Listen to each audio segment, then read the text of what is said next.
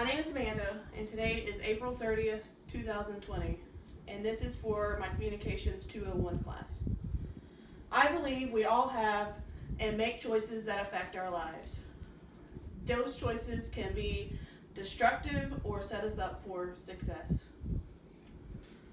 I will discuss how one's past can influence choices but does not make their future definitive. Simple choices.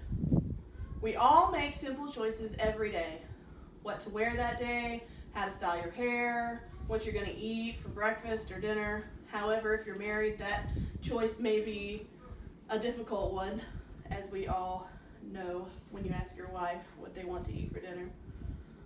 Some choices we make, we even do without thinking about it, such as which way to drive home.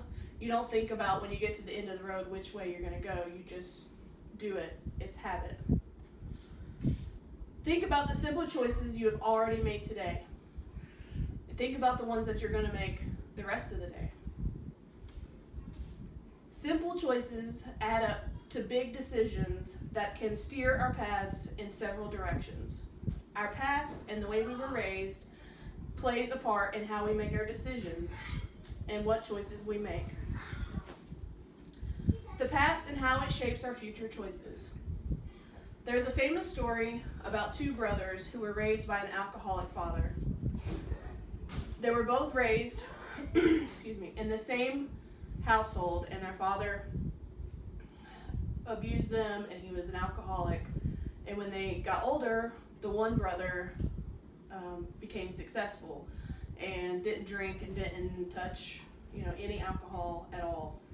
The other brother grew up and became a raging alcoholic just like his father, and could not keep a relationship.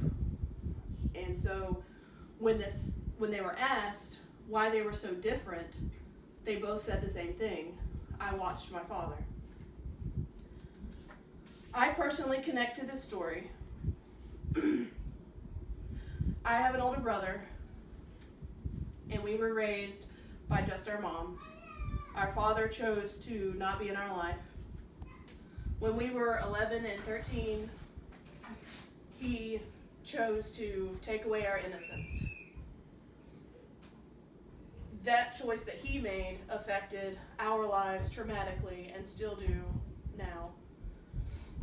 But as with the two brothers that grew up with an alcoholic father, I grew up and went to college and got a good job. I have 4 kids, take care of them. He went a different path and chose drugs and doesn't see his kids. But when asked the same question, the answer would be, I watched my father. The effect our choices have on those around us. As we sit and ponder about the choices that we make every day, sometimes we make choices spur of the moment. Say, for instance, my husband decided to buy a new car, and he didn't think about the new gas mileage was higher or that the payment was financially higher every month. He just thought, oh, I want a new vehicle, and got one. However, choices that we need to think about longer and I think of a career change. So if I'm thinking about making a choice to change my career, I would think, how is this going to affect our family financially? Is this going to fit into our schedule with our children and the work and a house life that we already have? That's a choice that has to be made together and not just a spur of the moment. The next thing I'm going to talk about digs a little bit deeper. I'm going to talk about drug addiction. I believe that drug addiction is a choice. It is not a disease. When I think of a disease, I think about diabetes, cancer, even schizophrenia, which is a mental health disease. For me, personally, with my brother being a drug user, I have seen how his addiction and his choices have affected me and my family as a whole. And For me, I think of hierarchy of needs when I think of drug addiction. Hierarchy of needs, say you're extremely thirsty or extremely hungry. You're not going to think about anything else until those basic needs are met. So drug addiction works the same way, I believe. I believe that they're in search of that next high, and that's all that they can see. Until that need is satisfied, they're oblivious to everything else around them, including their friends and family. Also, the people that you associate yourself with, say when you first become a drug user, that first needle, that first pill, that first drug of choice that you ingest, that was a choice to first do that. Nobody most likely didn't make you or force you to do that. It was a choice. And being around people that can pressure you or that you feel peer pressured into doing that with is also a choice, who you associate with. There are good choices and bad choices. And I hope that the stories that I have just talked about and reflections of the past, that you can deduct that there are good choices and bad choices. Maybe bad is not a good word, but destructive. Think of some choices you have made in your life and whether they helped you or hurt your future in some way. How did you come to the answer for that choice? Did you talk about it with friends and family, or did you just say, I'm going to do this, this is the choice, and not think about it? I believe the more important decisions, the longer you should reflect on pros and cons before reaching a decision. Do you agree? Yeah. My past decisions that hurt my future in some way were made irrationally, and I made them because of peer pressure or because something was missing in my life, but that was a choice that I made. It's important to remember that even if you make bad choices, that there's always room for improvement. Situations can be overcome.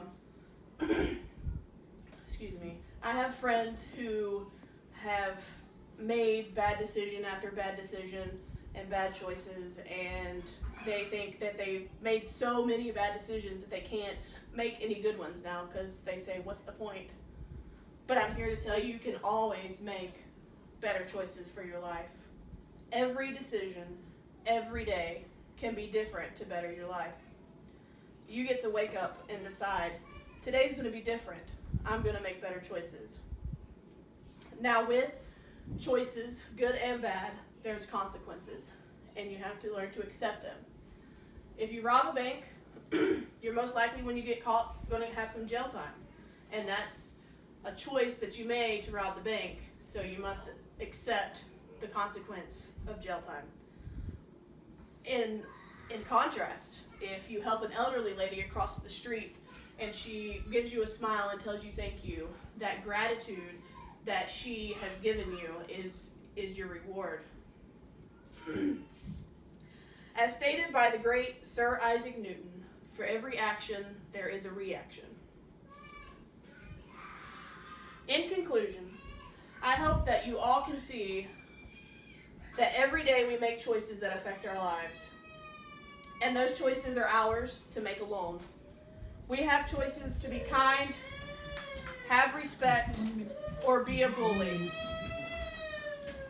We have the choice to potentially be great human beings or the worst kind of monster.